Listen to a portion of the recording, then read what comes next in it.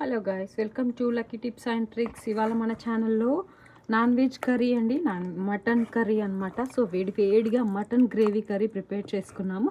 So నేను వచ్చేసి ఇది కుక్కర్లో వండుకున్నాను. అండ్ ఎంతమందికి మటన్ గ్రేవీ ఇలా ఇంత మంచిగా గ్రేవీగా ఉంటే ఇష్టము. సో మటన్ గ్రేవీతో ఉంటేనే ఆ రుచి అనేది చాలా బాగుంటుందండి. అది అన్నంలోకి కానీ చపాతీలోకి కానీ ఎందులో తిన్నా చాలా బాగుంటుంది.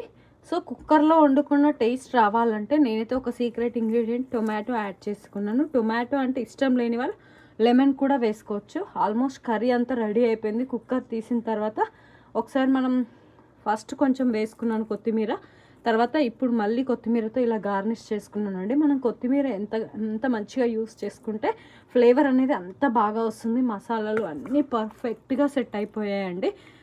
అండ్ సింపుల్గా అయిపోతుంది. చాలామంది కుక్కర్లో వేస్తే టేస్ట్ ఉండదు అనుకుంటారు.